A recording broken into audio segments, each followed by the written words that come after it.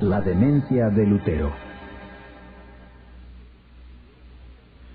Quisiera comenzar esta sesión con una cuestión de historia de la Iglesia, a ver si pueden identificar para mí al famoso teólogo que una vez fue descrito por un contemporáneo que tenía más autoridad que él, como un cerdo salvaje. Ahora, obviamente, su nombre ha venido a sus mentes y, por supuesto, me refiero a Martín Lutero. Y el que se refirió a él como cerdo salvaje fue el Papa León X. Y la bula papal que excomulgó a Lutero, el nombre de esta bula fue Ex Surge Domine, lo cual fue tomado de las primeras líneas de esta declaración papal que fue enviada del Vaticano, y las primeras palabras significan: levantaos a proteger, oh Señor, a defender tu causa, porque, el Papa sigue diciendo, hay un cerdo salvaje suelto en tu viña. De acuerdo con la leyenda, el Papa León tenía otras cosas que decir de Lutero después que éste anunciara sus 95 tesis que iniciaron tal inquietud en Alemania, y esa controversia se propagó por Europa y llegó hasta el Vaticano. Llamó la atención de León y éste dijo: él es un alemán borracho que cambiará de idea cuando esté sobrio.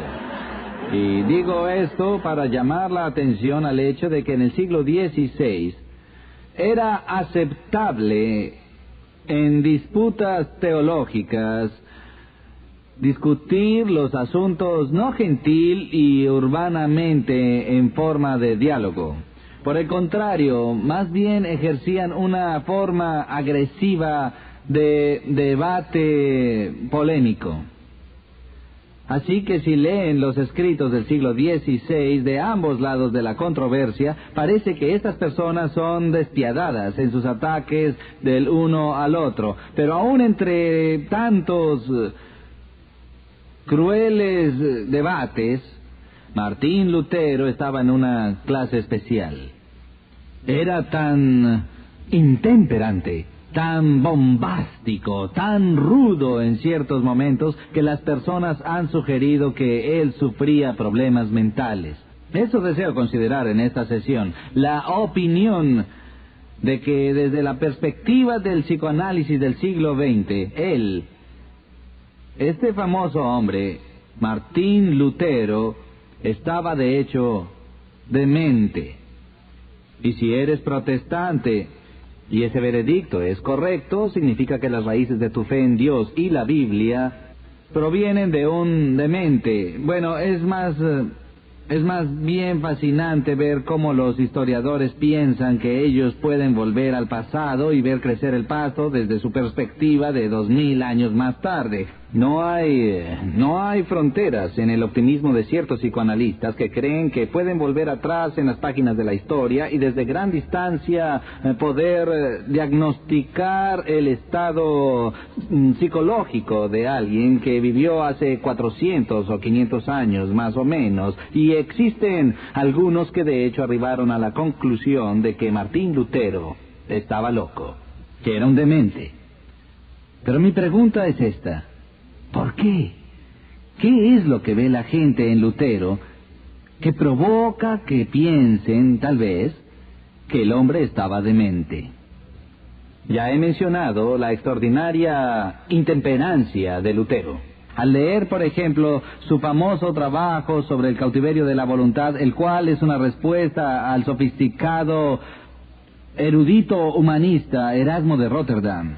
Él había escrito un trabajo en contra de Lutero llamado La Diatriba, y cuando Lutero respondió a Erasmo, dijo cosas como estas. Decía Erasmo: bufón, estúpido idiota, dice, ¿por qué me tomo el trabajo de escuchar los endebles argumentos que me das? Él dijo: Oh, eres muy elocuente en tus escritos, tus palabras son magníficas, pero leer el material que has escrito, dice, es igual que observar a alguien que camina por la calle con platos de oro y plata llenos de estiércol.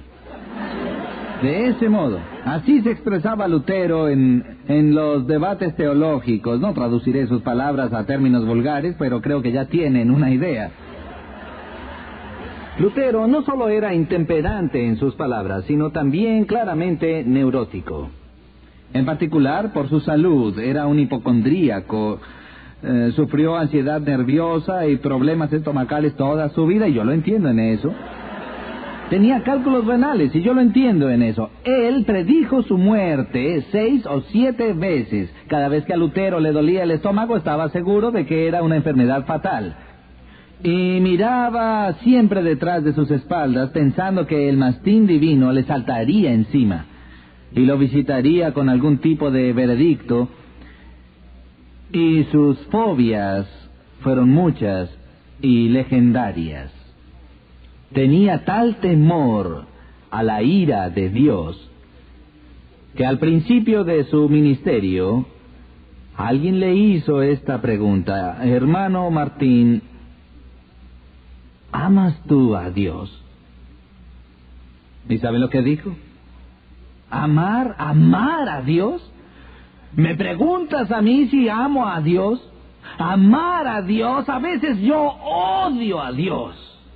A veces veo a Cristo como un juez devorador que simplemente me mira para enjuiciarme, evaluarme e infligir calamidades en mí. Imagínenlo, un joven que se prepara en el ministerio declara que atraviesa periodos de odio hacia Dios. Y ese odio estaba inseparablemente relacionado con este paralizante temor que Lutero expresó tener con respecto a Dios. Sabemos que, siendo muy joven, su padre había planeado que Lutero sería un distinguido abogado. El viejo Hans Lutero, que era un minero en Alemania, ahorró su dinero para hacer posible que su hijo fuera a la mejor escuela del continente. Cuando Lutero se convirtió en estudiante de leyes, se distinguió de inmediato como una de las mentes jóvenes más brillantes del campo de la jurisprudencia en toda Europa. Pero en medio de esa experiencia, él llegaba a casa tarde una noche a caballo, cuando de repente una tormenta se levantó sin aviso. Y Lutero se encontró atrapado en la ruta en medio de una violenta tormenta eléctrica. Truenos y relámpagos llenaban la atmósfera y de pronto un rayo vino y cayó tan cerca de su caballo que Lutero fue arrojado al suelo y tuvo que revisar su cuerpo para saber si aún estaba vivo. Y allí lo que hizo en medio de ese roce cercano con la muerte fue clamar: ¡Santa Ana, ayúdame! Me convertiré en monje. Y tomó este encuentro cercano con la muerte como una señal divina en su vida y un llamado al ministerio. Así que, para eterno descontento de su padre, abandonó la escuela de leyes y se enroló en el monasterio, donde comenzó sus estudios para convertirse en monje. No hay muchas personas que tengan ese tipo de reacción ante un encuentro cercano con un rayo. No olvido que hace pocos años, en el Torneo del Oeste, en las afueras de Chicago, 3 prominentes miembros de la Liga de Golf Profesional fueron heridos por la caída próxima de un rayo, incluyendo a Lee Treviño. Y sobrevivieron esta difícil experiencia, y al poco tiempo Treviño apareció en un programa televisivo, un programa nocturno, y el anfitrión le preguntó: señor Treviño, ¿qué aprendió usted de esta experiencia en la que casi fue muerto por un rayo? Y Treviño sonrió y dijo: aprendí que cuando el Todopoderoso está por efectuar su tiro, tú te corres de su camino. Y Treviño continuó diciendo, también he aprendido a tomar precauciones en cualquier momento que esté involucrado en una tormenta eléctrica. Y el anfitrión dijo, bueno, ¿y qué es lo que hace? Bueno, ahora si veo relámpagos, de inmediato saco mi palo de golf, camino por el campo y lo elevo hacia el cielo.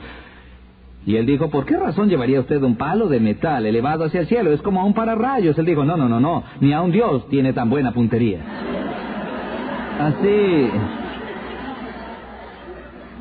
Treviño respondió a su encuentro cercano con la muerte por calcinación con típica jocosidad e impertinencia.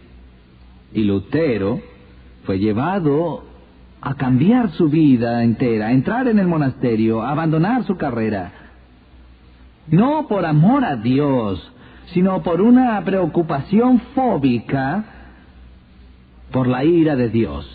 Por fin llegó el día en que Lutero sería ordenado y celebraría su primera misa. Finalmente, su padre y su familia se reconciliaron con su hijo tras su precipitada decisión. Hans Lutero decidió ir y asistir a la celebración de la primera misa que presidiría su hijo. Y como sabemos, Lutero se había distinguido en la escuela como estudiante excepcional y como un orador excepcional. Así que muchos tenían interés en esa presentación para evaluar a Lutero y observar la celebración de su primera misa. Y tienen que entender que en la Iglesia Católica Romana, en la celebración de la misa, la opinión de la Iglesia Católica Romana es que durante esta celebración, un milagro sobrenatural, inmediato y divino toma lugar. Y durante la oración de la consagración, que solo puede ser ofrecida por alguien que ha recibido las santas órdenes y ha sido consagrado sacerdote, durante la oración de la consagración el milagro toma lugar, el milagro que se denomina transubstanciación, donde a pesar de que la apariencia del pan y el vino sigan iguales y nadie pueda notar ningún cambio observable en esos elementos, de todas formas Roma cree que hay un cambio sustancial y esencial en estos elementos que llaman transubstanciación. Eso es que la sustancia del vino y del pan se convierten en la sustancia del mismo cuerpo y sangre de Cristo. Mientras los accidentes, es decir, las cualidades exteriores perceptibles del pan y el vino, se mantienen iguales. Este es el milagro, y Lutero se había preparado mucho, especialmente para este momento en el cual haría la oración sobre los elementos, y el misterio divino tomaría lugar. Así que luego que se completara la consagración, en manos de este hijo de un minero alemán estaría no el pan, no el vino, no los elementos comunes de la tierra, sino nada menos que el santo cuerpo y la sangre de Jesucristo.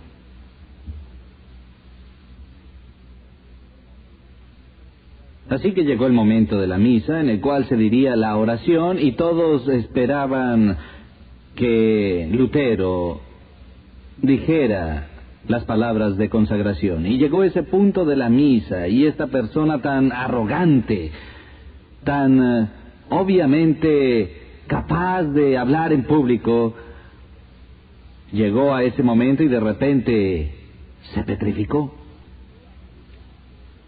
Comenzó a temblar, y su boca se abrió, y sus labios se movieron, pero ni una palabra salió de ellos.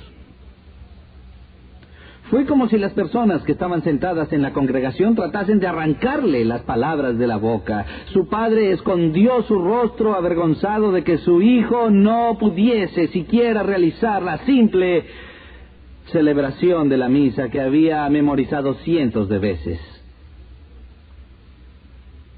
Todos pensaron que simplemente había olvidado las líneas. Él no olvidó las líneas. Finalmente las balbuceó y rápidamente completó la misa y salió de la iglesia profundamente avergonzado. Y luego explicó que no fue un lapsus mental, sino que más bien contempló el hecho de que él, que era un simple ser humano, se atrevería a tener la audacia de sostener en sus inmundas manos el cuerpo y la sangre preciosos de Cristo. Lutero fue tan inundado por su indignidad que se congeló en ese momento. Hay otras historias sobre Lutero que indican el carácter extraordinario de su conducta. Recordemos que luego de comenzar la Reforma y surgir una disputa entre los calvinistas y los luteranos sobre la celebración de la Cena del Señor, se hizo todo tipo de esfuerzo para llegar a un acuerdo entre estas dos grandes fuerzas del protestantismo y se encontraron en un simposio muy importante y allí discutieron sus diferencias. Lutero insistía en la presencia corporal del cuerpo de Cristo en la celebración de la Cena del Señor y por eso comenzó a golpear con el puño sobre la mesa una y otra vez. Hoc est corpus meum. Hoc est corpus meum. Como Nikita Khrushchev lo hizo en las Naciones Unidas hace varias décadas, se sacó el zapato y comenzó a golpear la mesa con él buscando atención. Lutero no deseaba debatir ni discutir, él solo repetía una y otra vez: este es mi cuerpo. Él era un tipo muy extraño. Dicen que tal vez lo que más indica su demencia es su aparente compromiso con la megalomanía. ¿De qué otra manera se explica el que una persona esté dispuesta a desafiar toda estructura de poder de este mundo y a soportarlo completamente solo? Un sacerdote joven en contra de todas las autoridades de la Iglesia, en contra del Papa, los consejeros de la Iglesia, los mejores teólogos de la tierra.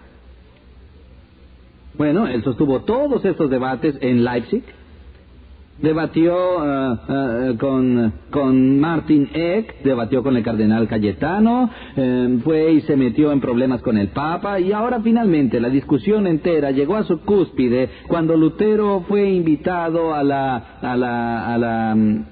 dieta imperial de Worms.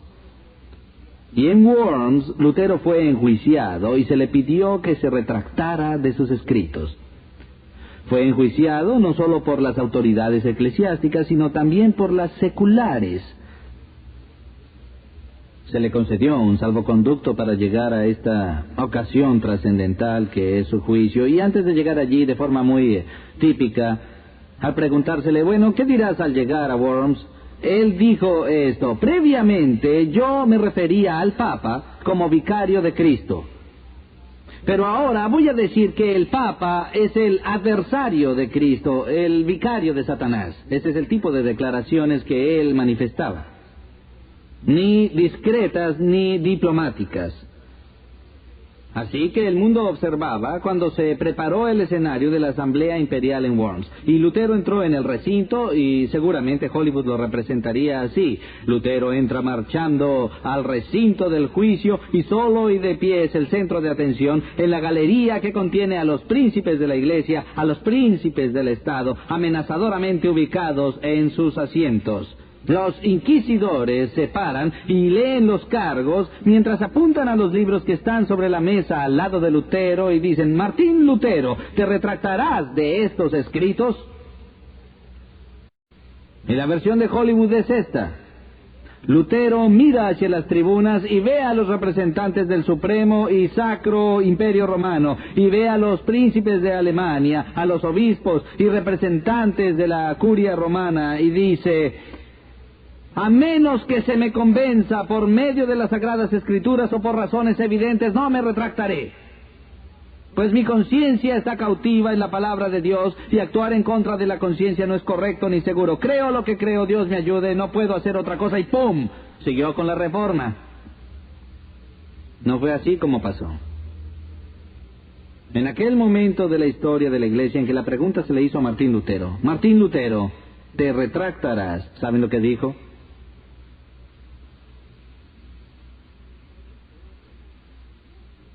contestó la pregunta y nadie pudo oír lo que él había dicho.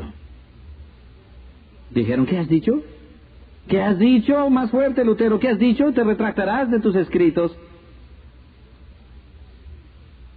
Él miró a las autoridades y dijo, ¿me dais 24 horas para repensarlo?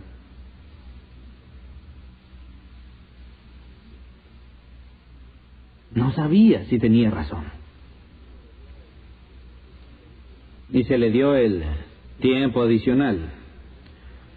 Se retiró a su celda para orar en privado y meditar, y escribió una oración esa noche, que ha sobrevivido hasta este día, y quisiera leer una porción de esa plegaria para ustedes, para que puedan entender por qué angustia existencial pasó Martín Lutero la noche anterior al veredicto final. Para Lutero, este fue su propio Getsemaní.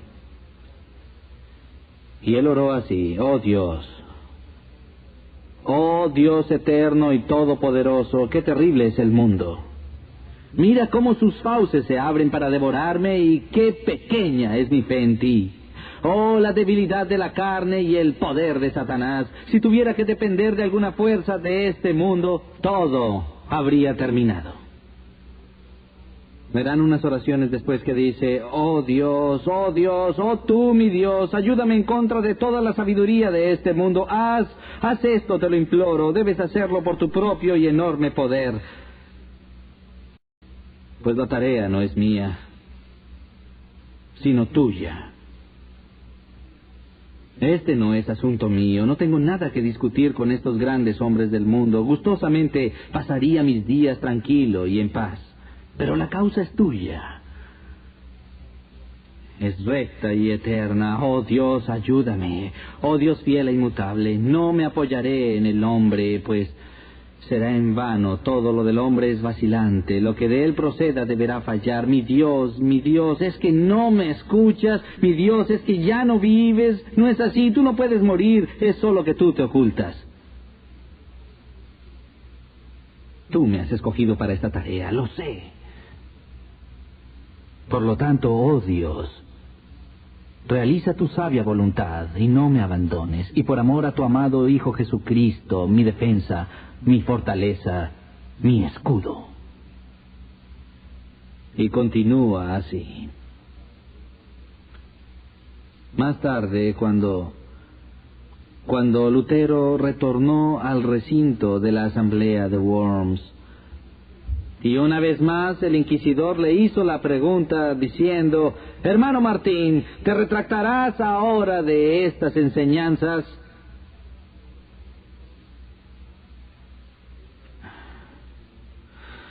Y otra vez Lutero dudó por un momento y dijo: a menos que se me convenza por las Sagradas Escrituras o por razones evidentes, ¿no comprenden? No puedo retractarme. Mi conciencia está cautiva en la palabra de Dios. Y actuar en contra de la conciencia no es recto ni seguro. Creo lo que creo. No puedo hacer otra cosa. Dios me ayude.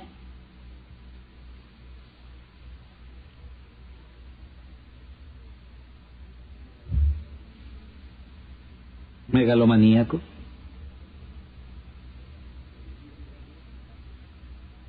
¿Delirios de grandeza? Tal vez. Otro punto.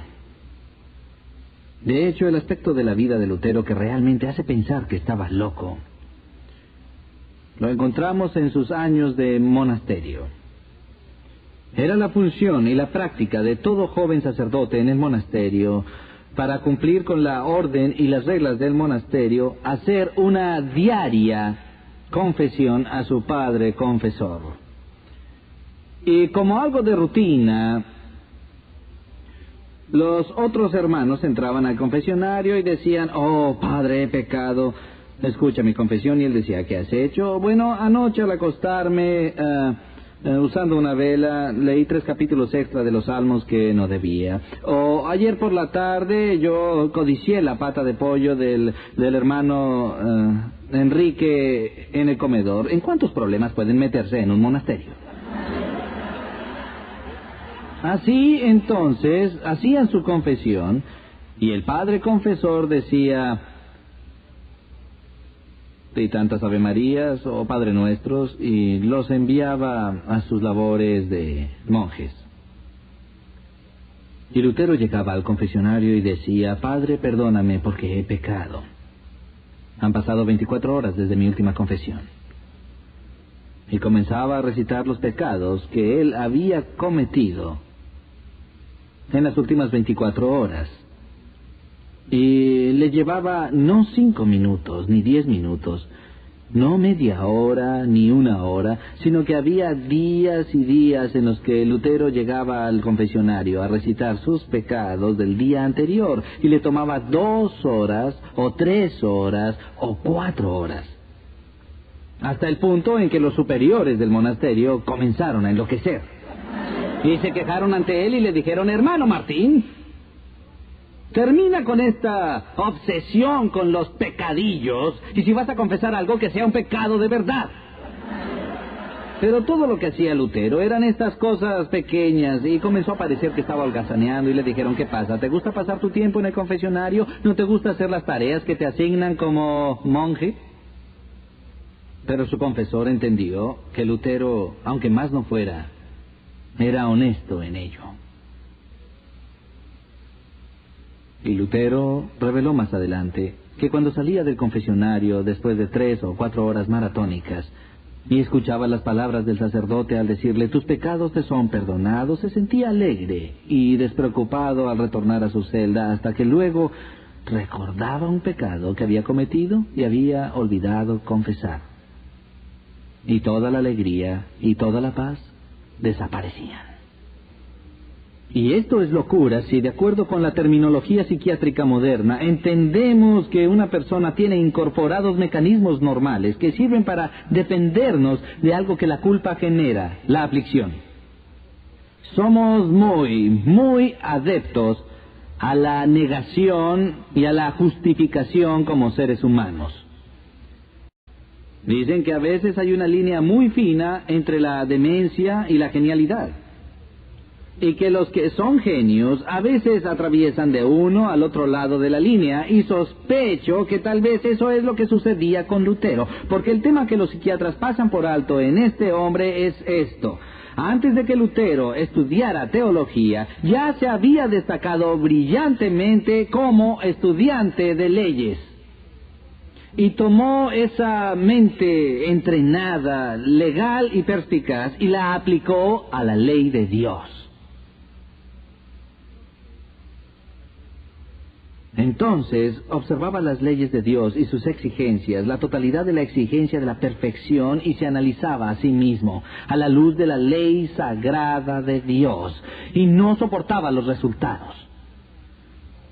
Se evaluaba de continuo a sí mismo, no por comparación con otros seres humanos, sino observando la pauta del carácter de Dios, la justicia de Dios, y se veía a sí mismo tan indigno en comparación con la rectitud de Dios, que luego de un tiempo comenzó a odiar toda idea de la justicia de Dios. Y más tarde, una noche, cuando preparaba su sermón como doctor en teología para enseñar a sus estudiantes en la Universidad de Wittenberg las doctrinas y las enseñanzas del apóstol Pablo en el libro a los Romanos, mientras leía el primer capítulo y leía los comentarios y leía un pasaje que San Agustín había escrito siglos más tarde, llegó a Romanos 1 y leyó estas palabras: pues la justicia de Dios es revelada por fe. Y el justo vivirá por la fe. Y repentinamente entró en su mente el concepto de que lo que este pasaje de Romanos enseñaba era otro ángulo de la justicia de Dios, no la justicia por la cual Dios es en sí mismo justo, sino que describía la justicia de Dios que Él provee para ti y para mí, con misericordia y libertad, para quien quiera poner su fe en Cristo. Cualquiera que ponga su fe en Cristo recibe la protección y el manto de la justicia de Cristo. Y Lutero dijo, irrumpió en mi mente y por primera vez tomé conciencia de que mi justificación, que mi puesto ante Dios no se establece sobre la base de mi propia rectitud desnuda, que siempre será insuficiente ante las exigencias de Dios, sino que descansa solamente y completamente sobre la justicia de Jesucristo, que debo sostener por confianza y fe. Y dijo, cuando entendí eso por primera vez en mi vida, entendí los evangelios y miré y observé que las puertas del paraíso se habían abierto y las atravesé.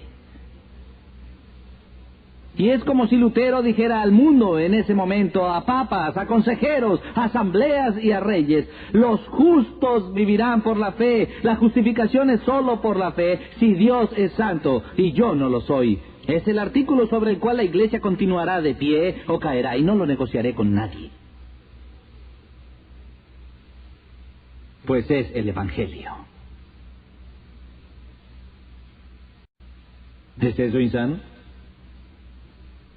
Damas y caballeros, si eso es insano, oraré porque Dios envíe un ejército de personas dementes como esta a este mundo, y así el Evangelio no sea eclipsado, y entendamos que en presencia de un Dios sagrado, la única forma en que nosotros seremos justificados es por el hecho de que Dios en su santidad, sin negociar su santidad, nos ha ofrecido la santidad de su Hijo como manto de nuestros pecados, para que todo aquel que en Él cree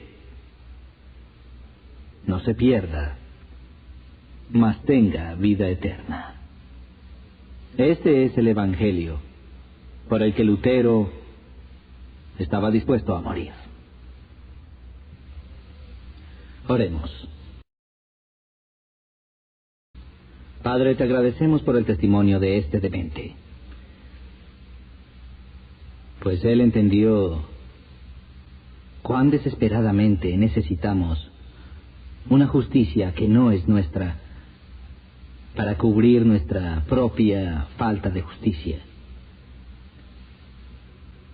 Padre, te agradecemos que no nos hayas suspendido sobre el pozo del infierno, como lo hiciste con Lutero, que no nos hayas llevado al punto de la desesperación, para solo entonces poder ver la dulzura y la gloria de Cristo. Pero si esto es necesario para que quien escuche su mensaje lo acepte, entonces ruego a Dios que el mastín de los cielos sea enviado a la conciencia de todo aquel que rehúse esa gracia, hasta que, como Lutero, estén listos para saltar de gozo al entender que su justicia está en Cristo y solo en Cristo. Amén.